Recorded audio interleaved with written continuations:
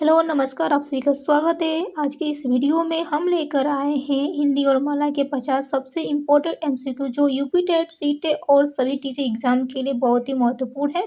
तो वीडियो को लास्ट तक जरूर देखें और अपना स्कोर कमेंट में लिखकर बताएं। तो चलिए वीडियो को स्टार्ट करते हैं।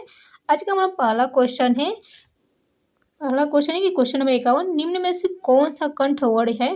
कंठ वर्ण है तो पहला ऑप्शन है क है, ऑप्शन बी च है, ऑप्शन सी ट है, ऑप्शन डी त है। तो इनमें से कौन कंठ वर्ण है, तो ऑप्शन ए सही होगा। ऑप्शन ए कंठ वर्ण है। तो क्वेश्चन नंबर 51 का आंसर ए सही होगा, ए होगा।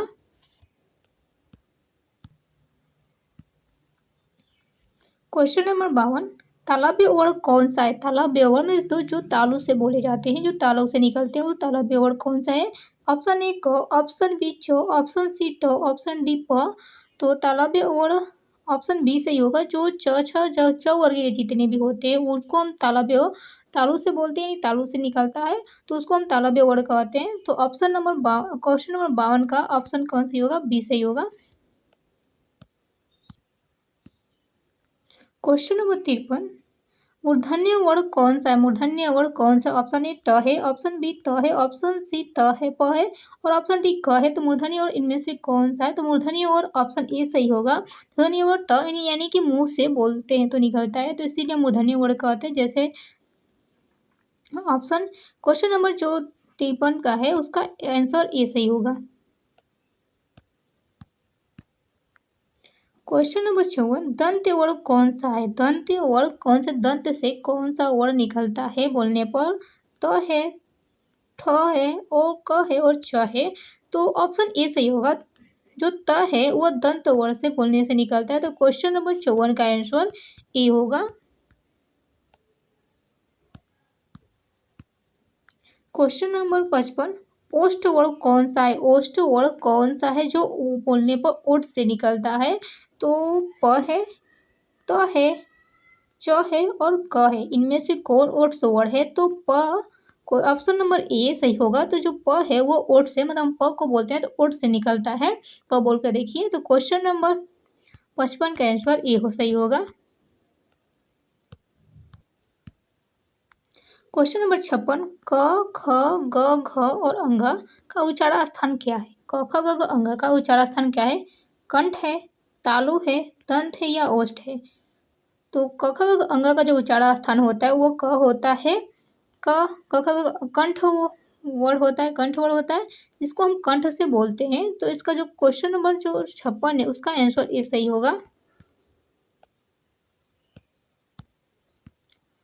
आप भी अपने कमेंट बॉक्स में जितना आपका उत्तर सही होगा उसको लिखकर बताइएगा। क्वेश्चन नंबर 57, च छ ज झ यहाँ का उच्चारण स्थान क्या है। तो ऑप्शन ए तालु है, ऑप्शन बी कंठ है, ऑप्शन सी दंत, ऑप्शन डी मूर्धा। आपको बताना है कि च छ ज झ का जो उच्चारण स्थान है वो क्या है।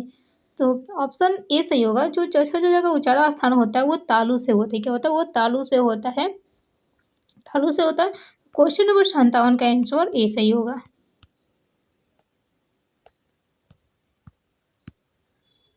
क्वेश्चन नंबर 58, ट ठ ड ढ अड़ का उच्चारण स्थान क्या है। ट ठ ड ढ अड़ का उच्चारण स्थान क्या है। ऑप्शन ए मूर्धा, ऑप्शन बी दंत, ऑप्शन सी तालु और ऑप्शन डी कंठ।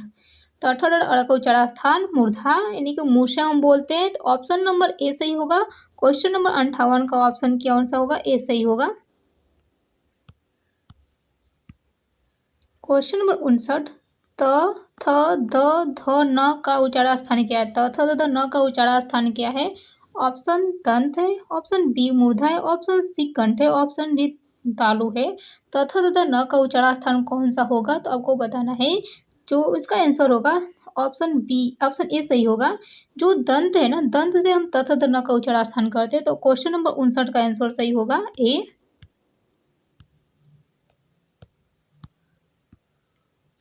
क्वेश्चन नंबर 60 यानी 60, प फ ब भ म का उच्चारण स्थान क्या है। प फ ब म का उच्चारण स्थान क्या है। ऑप्शन ए ओष्ठ है, ऑप्शन बी दंत है, ऑप्शन सी तालु है, ऑप्शन डी कंठ है। इनमें से उच्चारण स्थान कौन सा है। तो प फ ब म का जो उच्चारण स्थान होता है, हम प को बोल कर देखिए, प को हम ओठ से बोलते हैं। तो प फ ब म को का उच्चारण स्थान ओष्ठ होगा। तो क्वेश्चन नंबर 60 का जो ऑप्शन ये सही होगा। क्वेश्चन नंबर 61, क किस प्रकार का व्यंजन है? क किस प्रकार का व्यंजन है? क किस प्रकार का व्यंजन है? तो आपको बताना है अल्पप्राण का है या महाप्राण का है या घोष प्रकार का या अनुनासिक होता है। क किस प्रकार का उच्चारण स्थान है? तो क क्या है? अल्पप्राण है। आपको पता है जो क वर्ग है, क ख ग अंग चाहे च छ ज इया ट ठ ड ढ प फ ब ब न त थ ध न जो भी है को हम अल्पप्राण को कम से कम जितने वर्ग है क ख ग अंग में जो क है, क और ग और घ मतलब कि एक 3 और 5 ये क्या होते हैं? ये हमारे अपप्राण होते हैं। और लास्ट के जो 2 और 4 होता है, 2 और 4 होता है वो अक्षर होते हैं, उनको हम महाप्राण कहते हैं। तो जो हमारा क है वो क क्या है? क अल्पप्राण का है। क क्या है? अल्पप्राण का है। तो क्वेश्चन नंबर 61 का जो आंसर होगा वो ए सही होगा। क्वेश्चन नंबर 62, ख किस प्रकार का व्यंजन है? ख किस प्रकार का व्यंजन है? तो आपको बता दें क ख ग घ वर्ग में जो क ख ग वर्ग है उस वर्ग में आपको देखा होगा कि क क्या है? अल्पप्राण है। जो ग है वो भी अल्पप्राण है और अंग क्या है? अभी अल्पप्राण है। बचा कौन? ख और घ। ख और घ को हम किसको महाप्राण से क्या इंडिकेट करते हैं? तो जो ख है हमारा क्या है? अल्पप्राण महाप्राण है। तो क्वेश्चन नंबर 62 का सही आंसर होगा बी होगा। क्वेश्चन नंबर 63, ग किस प्रकार का व्यंजन है? ग किस प्रकार का व्यंजन? ये घोष या महाप्राण या अल्पप्राण है। आपको बताना है कि घ किस प्रकार का व्यंजन है कि घोष है, अघोष है या महाप्राण या अल्पप्राण है। आपको बता दें कि व्यंजन जो ग है ना ये घोष है। क्या है? घोष है। आपको पता है तो घोष क्या होता है? घोष क्या होता है? अघोष क्या होता है? घोष जैसे आपका क ख ग घ ये मानिए क है, ये ख है, ग है, घ और अंग, ठीक है। ये क्या है? क और ख ये क्या है? अघोष में आते हैं। जितने भी जो व्यंजन है हमारे क ख ग घ अंग या च छ ज इया जितने उनके जो 2 पार्ट होता है मतलब क और ख, च छ ट ट ये सब होते हैं, त थ जितने होते हैं ये सब क्या होते हैं? इनको हम अघोष कहते हैं और जो लास्ट के 3 बचते हैं व्यंजन उनको हम क्या कहते हैं? अघोष कहते हैं। तो जो हमारा घ है किसमें आएगा? हमारा ग घोष में आएगा क्योंकि इसको तो हम अघोष कहते हैं। यह अघोष है, ये क्या है? घोष है। तो जो हमारा ग है वो ग अघोष में आएगा। तो क्वेश्चन नंबर 63 का जो आंसर सही होगा वो होगा बी।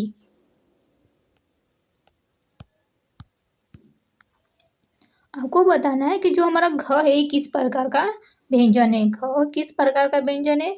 ये घोष महाप्राण है या अघोष है या अल्पप्राण है या अनुनासिक है? घ किस प्रकार का व्यंजन है हमारा? घ हमारा कौन सा है?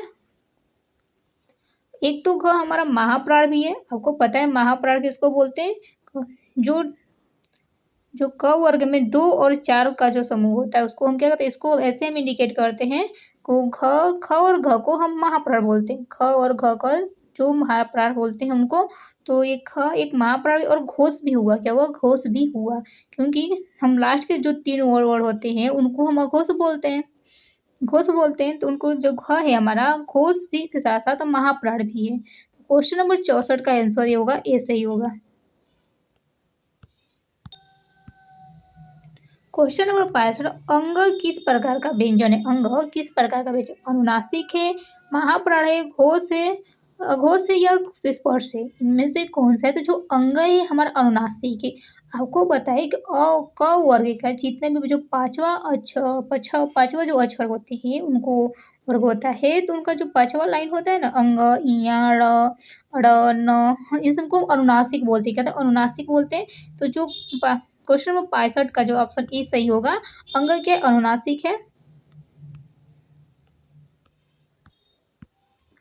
आपको बताना है कि क्वेश्चन नंबर 66 में निम्न में से कौन सा अघोष वर्ण है?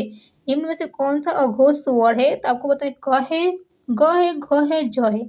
आपको बताने अघोष का जो हम सूत्र बताए थे अघोष को हम कैसे इंडिकेट करते हैं? अघोष जो हमारे आगे का जो क वर्ग का जो आगे का है क और ख ये क्या अघोष होते हैं।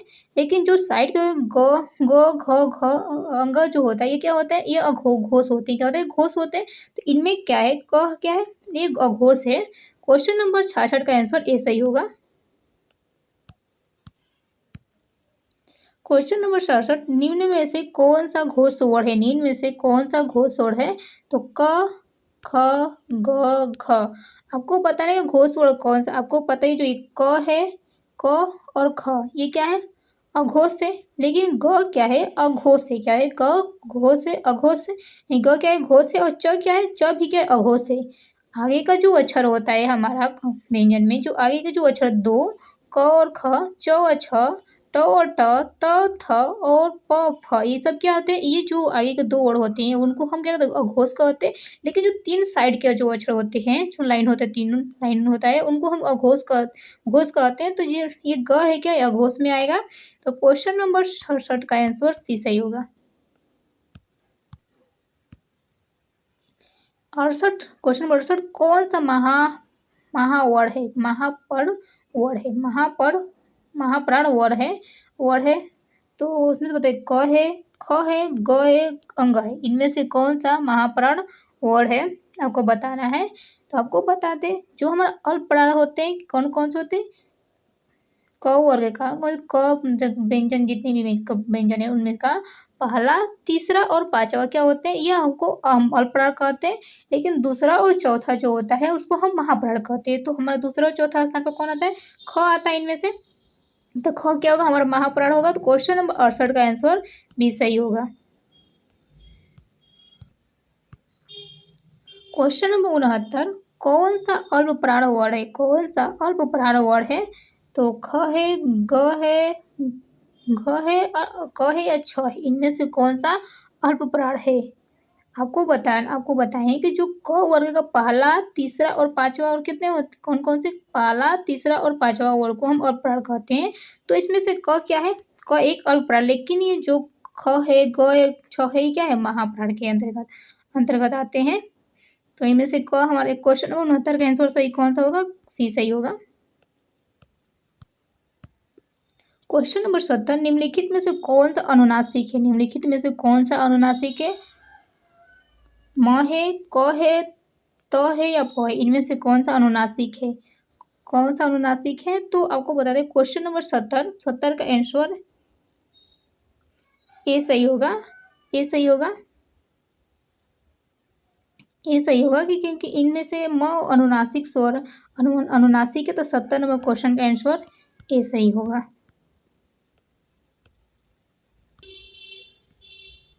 क्वेश्चन नंबर 71, य र ल व क्या कहते हैं, य र ल व को क्या कहते हैं, य र ल व को क्या कहते हैं। ऑप्शन ए अंतस्थ, ऑप्शन बी ऊष्म, ऑप्शन सी स्पर्श, ऑप्शन डी संयुक्त। य र ल य को वो को क्या कहते हैं। तो य र ल वो को अंतस्थ व्यंजन कहते हैं, अंतस्थ व्यंजन कहते हैं। ऑप्शन ए का क्वेश्चन नंबर 71 का आंसर ए सही होगा। क्वेश्चन नंबर 72, श, स और ह को क्या कहते हैं। हम इनको तालवी श भी बोलते हैं, मूर्धन्य स, दैतीय स, और ह को ह बोलते हैं। को ये है उसमें व्यंजन है, या अंतस्थ है, या स्पर्श है, या स्वर है। जो तालवी स, मूर्धन्य स और ह को हम उसमें व्यंजन कहते हैं। तो क्वेश्चन नंबर 72 का ए आंसर सही होगा। क्वेश्चन नंबर 13, जो ये कच्छा है का निर्माण कैसे होता है, किनके मिलने से होता है इसका निर्माण। तो क और श के मिलने से होता है, त और र के मिलने से, झ क, ज और य के मिलने से होता है। तो क और स को मिलने से कच्छा का निर्माण होता है। तो क्वेश्चन नंबर 73 का आंसर ए सही होगा। क्वेश्चन नंबर 74, त्र का निर्माण कैसे होता है, त्र का निर्माण कैसे होता है। ऑप्शन ए त र के मिलने से होता है, ऑप्शन बी क स के मिलने से होता है, ऑप्शन सी ज और य के मिलने से होता है, ऑप्शन डी स और र के मिलने से होता है। तो त और र के मिलने से त्र का निर्माण होता है। तो क्वेश्चन नंबर 74 का आंसर ए सही होगा। क्वेश्चन नंबर 75, ग का निर्माण कैसे होता है, ज्ञ का निर्माण कैसे होता है, सॉरी, ज्ञ का निर्माण कैसे होता है। ऑप्शन ए ज और य के मिलने से होता है, ऑप्शन बी त और र के मिलने से होता है, ऑप्शन सी क और मूर्धन्य स के मिलने से होता है, या ऑप्शन सी तालवी स और र के मिलने से होता है। तो आपको बताना है तो ज्ञ का निर्माण कैसे होता है। आपको इसका आंसर ए सही होगा, ज और य के मिलाने से ज्ञ का निर्माण होता है। तो क्वेश्चन नंबर 75 का आंसर होगा ए सही होगा। क्वेश्चन नंबर 76, हिंदी में कितने संयुक्त व्यंजन माने जाते हैं। हिंदी में कितने संयुक्त व्यंजन माने जाते हैं। ऑप्शन ए है 3 है, ऑप्शन बी 4 है, ऑप्शन सी 5 है, ऑप्शन डी कितने हैं 2 है तो हमको बता दें इनमें से संयुक्त व्यंजन 3 माने जाते हैं। तो क्वेश्चन नंबर 76 का ए आंसर सही होगा। क्वेश्चन नंबर 77 स का निर्माण कैसे होता है? स का निर्माण कैसे होता है? ऑप्शन ए स और र के मिलने से, क और श मूर्धन्य ष के मिलने से, और ज या के मिलने से, और ती त्र और र के मिलने से होता है। तो आपको बताना है इनमें से। तो स का निर्माण स और र को मिलने से होता है। तो क्वेश्चन नंबर 77 का आंसर ए सही होगा। क्वेश्चन 78 निम्नलिखित में से कौन सा ऊष्म वर्ण नहीं है? निम्नलिखित में से कौन सा ऊष्म वर्ण नहीं है? ए स, तालव्य स, ए स मूर्धन्य ष, ए सी स धातु स, और य। तो इनमें से कौन ऊष्म वर्ण नहीं है? तो आपको पता है ऊष्म वर्ण ये तीनों है, लेकिन य नहीं है, य ऊष्म वर्ण नहीं है। तो क्वेश्चन नंबर 78 का आंसर डी सही होगा। क्वेश्चन नंबर 69 र का उच्चारण स्थान क्या है? र का उच्चारण स्थान क्या है? र का उच्चारण स्थान क्या है? तो ऑप्शन ए मूर्धा, दंत, कंठ या ओष्ठ। आपको बताना र का उच्चारण स्थान क्या है? तो र का उच्चारण स्थान मूर्धा। र का उच्चारण क्या होता है? मूर्धा होता है। तो क्वेश्चन नंबर 69 का आंसर ए सही होगा। क्वेश्चन नंबर 80 ल का उच्चारण स्थान क्या है? ल का उच्चारण स्थान क्या है? ऑप्शन दंत है, मूर्धा है, तालु या कंठ है। तो ल का उच्चारण स्थान क्या होता है? दंत होता है। ल को हम दंत से उच्चारण करते हैं। तो ऑप्शन नंबर ए सही होगा। क्वेश्चन नंबर 80 का ए। क्वेश्चन नंबर 81 ह का उच्चारण स्थान क्या है? ऑप्शन ए कंठ है, ऑप्शन बी तालु, ऑप्शन सी दंत है, ऑप्शन सी ओठ है। आपको बताना है कि ह का उच्चारण स्थान क्या है। तो आपको हम बताते हैं ह का भी उच्चारण स्थान कंठ से होता है। तो क्वेश्चन नंबर 81 का आंसर ए सही होगा।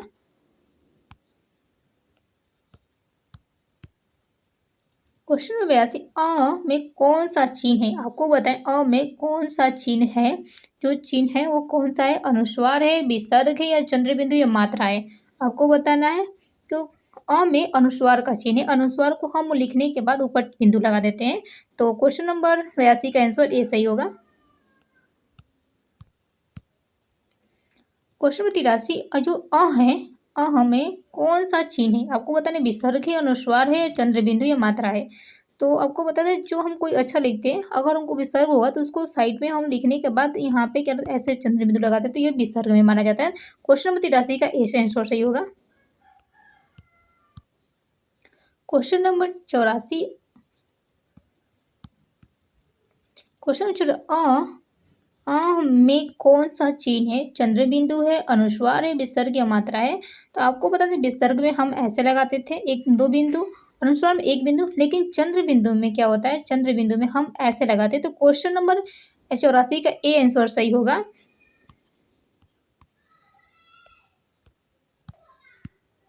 क्वेश्चन नंबर 85 अ का उच्चारण स्थान क्या? अ का उच्चारण स्थान क्या है? कंठ है, तालु है, दंत या ओष्ठ है? आपको बता अ का उच्चारण स्थान क्या होगा? तो अ का उच्चारण स्थान तालु होता है। तो क्वेश्चन नंबर 85 का आंसर बी सही होगा। क्वेश्चन नंबर 86 ई का उच्चारण स्थान क्या है? ई का उच्चारण स्थान क्या है? तो तालु है, कंठ है, दंत है या ओष्ठ है? आपको बताना है कि ई का उच्चारण स्थान क्या है। तो आपको बता दें कि ई का उच्चारण स्थान तालु होता है। इसको हम ई को हम बोलते हैं तालु से बोलते हैं। तो ई का उच्चारण स्थान क्वेश्चन नंबर 86 का आंसर ए सही होगा। क्वेश्चन नंबर 87 ऊ का उच्चारण स्थान क्या है? ऊ का उच्चारण स्थान क्या है? ओष्ठ है, तालु है, कंठ या दंत है? तो ओ का उच्चारण स्थान ओष्ठ होता है। क्या होता है? ओष्ठ होता है। तो ओ क्वेश्चन नंबर ए का सही होगा। क्वेश्चन नंबर 87 का आंसर ए सही होगा। क्वेश्चन नंबर 88 क्वेश्चन नंबर 88 ए किस प्रकार का स्वर? ए किस प्रकार का स्वर है? तो ये दीर्घ है, हर्ष स्वर है, संयुक्त स्वर है या अनुनासिक स्वर है? तो ए किस प्रकार का स्वर है? तो क्वेश्चन नंबर 88 ये किस प्रकार का स्वर है? ये किस प्रकार का स्वर है? तो दीर्घ है, हर्ष है, संयुक्त है, अनुनासिक है। तो ये दीर्घ प्रकार का स्वर है। ठीक है। क्वेश्चन नंबर 88 का आंसर ए सही होगा। क्वेश्चन नंबर 79 ओ किस प्रकार का स्वर है? क्वेश्चन 79 नवासी किस प्रकार का स्वर है? तो ए दीर्घ है, संयुक्त है या ह्रस्व अनुनासिक है? ओ किस प्रकार का स्वर है? तो ओ अनुनास संयुक्त स्वर है, संयुक्त से स्वर है। तो क्वेश्चन नंबर 89 का आंसर होगा बी। क्वेश्चन नंबर 90, हिंदी में कितने संयुक्त स्वर होते हैं? हिंदी में कितने संयुक्त स्वर होते हैं? Option A 2, option 3 4, option C 4, option D 5। इनमें से कितने संयुक्त स्वर होते हैं? तो संयुक्त स्वर 2 होते हैं। क्वेश्चन नंबर 91, ए और आई किस प्रकार के स्वर? ए और आई किस प्रकार के स्वर है? ऑप्शन ए संयुक्त है, ऑप्शन बी ह्रस्व है, ऑप्शन सी दीर्घ है और ऑप्शन डी अनुनासिक है। ए और आई ये संयुक्त स्वर है। इनका आंसर 91 नंबर क्वेश्चन का आंसर ए सही होगा। ए और आई क्या होता है? ए और आई ये संयुक्त स्वर के अंतर्गत आते हैं। क्वेश्चन नंबर 92, ओ और औ किस प्रकार के स्वर है? ओ और औ किस प्रकार के स्वर है? ऑप्शन ए संयुक्त है, ऑप्शन बी दीर्घ, ऑप्शन सी हर्ष, ऑप्शन डी अनुनासिक। ए और ओ किस प्रकार के स्वर? तो जो ए और ओ और ए, ए और आई जो था वो भी क्या था? संयुक्त स्वर के अंतर्गत। संयुक्त स्वर 2 प्रकार के होते हैं, ए और ए, ओ और ओ 2। ठीक है, तो क्वेश्चन नंबर 92 का जो आंसर होगा वो ए सही होगा। क्वेश्चन नंबर 93, वर्णमाला का पहला वर्ड कौन सा है? ऑप्शन ए अ है, ऑप्शन बी क है, ऑप्शन सी आ है, ऑप्शन डी ई है। तो वर्णमाला का इनमें से कौन सा पहला वर्ड है? तो ऑप्शन ए सी होगा, वर्णमाला का सबसे पहला वर्ड अ होगा। तो क्वेश्चन नंबर 93 का आंसर होगा ये सही होगा।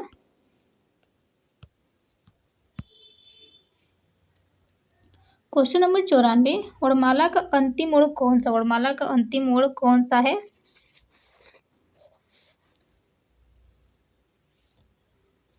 ऑप्शन ए ज्ञा है, ऑप्शन ए ज्ञा है, ऑप्शन बी ह है, ऑप्शन सी कछा है, ऑप्शन डी त्र है। तो वर्णमाला का अंतिम वर्ड लास्ट में ज्ञा आता है, तो इस वर्णमाला में तो ज्ञा को हम अंतिम वर्ड कहते हैं वर्णमाला का। तो क्वेश्चन नंबर 94 का आंसर सही होगा ए। क्वेश्चन 95, हिंदी वर्णमाला की लिपि क्या है? हिंदी वर्णमाला की लिपि क्या है? तो ऑप्शन ए है Devanagari, option B Roman, option C Urdu और ऑप्शन डी फारसी। आपको बताना है कि हिंदी वर्णमाला की जो लिपि वो कौन सी है? तो हिंदी वर्णमाला की लिपि देवनागरी थी, देवनागरी थी। क्वेश्चन नंबर 95 का आंसर ए सही होगा। क्वेश्चन नंबर 96, क और ख में मुख्य अंतर क्या है? क और ख में मुख्य अंतर क्या है?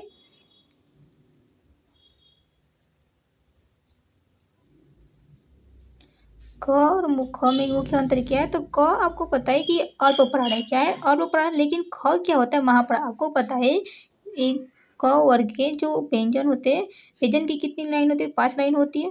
हाँ, तो जो पहली लाइन होती है पाँचों की, वो उसमें जो पाँचों का पहला क है, क पहला, तीसरा और पांचवा, ये कितनी क्या होते हैं? अल्पप्राण होते हैं। लेकिन दूसरा और चौथा महाप्राण होता है। लेकिन क कितने पे आता है? प्राण पे, मतलब अल्पप्राण पे आता है, लेकिन ख महाप्राण पे होता है। तो क्वेश्चन नंबर 96 का आंसर ए सही होगा।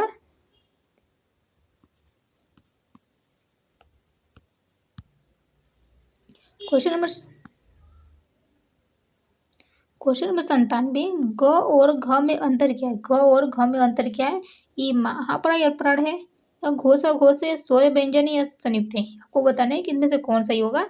तो आपको बता दें कि अभी हम आपको बताएं कि अल्पप्राण महाप्राण क्या होता है। कब वो व्यंजन का जो पहला पहला होते हैं क का जितना भी जो फर्स्ट लाइन होता है, 5 लाइन होते हैं। फर्स्ट लाइन जो होता है क च ट त, ये सब जो होता है ये कित में आता है? ये अल्पप्राण में आते हैं। जैसे पहला, तीसरा और पांचवा वर्ड क्या होते हैं? ये अल्पप्राण होते हैं। लेकिन दूसरा और चौथा जो होता है वो कितने में आते हैं? दूसरा और चौथा महाप्राण के अंतर्गत आते हैं। तो महाप्राण में क्या होता है? ये ग किस में आएगा? ग भी तीसरे नंबर पे आता है। तो ग ये हमारा अल्पप्राण के अंतर्गत आता है। लेकिन घ क्या होता है? ख ये अमहाप्राण है, क्योंकि दूसरा और चौथा क्या होता है? हमारे महाप्राण होते हैं।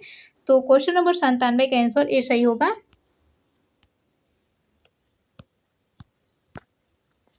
क्वेश्चन नंबर 98, त और थ में अंतर क्या है? त और थ में अंतर क्या है? आपको अभी हम बताएं कि जो हमारे जो व्यंजन के जो क ख ग घ है, जैसे आपको पता है त हमारा कहाँ आता है? फर्स्ट लाइन में आता है।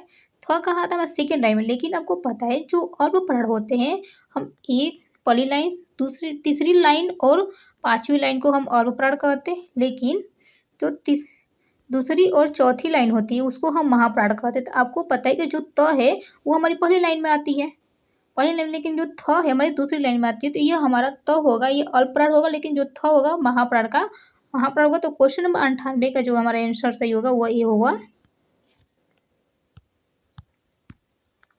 क्वेश्चन नंबर 99, जो हमारा द है और ध में अंतर बताना है। अंतर क्या है? तो द क्या यहाँ पे आता है?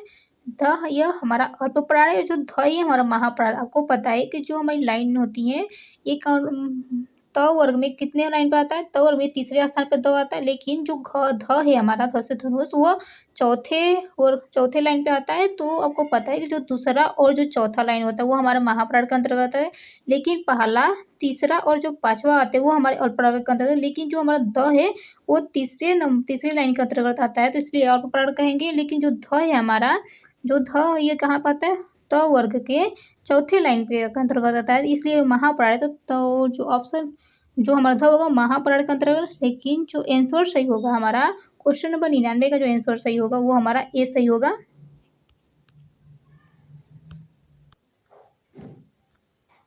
क्वेश्चन नंबर 100, जो ब और भ में अंतर क्या है? तो आपको पता है जो ब और भ प वर्ग के अंतर्गत आते हैं। जो प वर्ग में 5 अक्षर होते हैं। आपको पता है कि पहला अक्षर, तीसरा अक्षर, पांचवा अक्षर हमारे अल्पप्राण के अंतर्गत है। लेकिन जो हमारा भ है, भ कहाँ पे आता है? भ वो महाप्राण के अंतर्गत है। आपको पता है दूसरा और जो चौथा अक्षर होता है हमारा वो महाप्राण के अंतर्गत है। लेकिन आपका ब कहाँ पड़ता है? तीसरे अक्षर पड़ता है।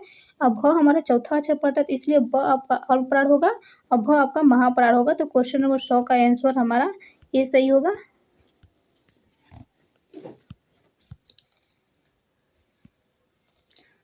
दोस्तों, आपका स्कोर कितना आया है कमेंट में ज़रूर बताएं। और इसी तरह के और भी इम्पोर्टेंट MCQ के लिए चैनल को सब्सक्राइब कर लीजिए। और मिलते हैं नेक्स्ट वीडियो में, तब तक के लिए धन्यवाद।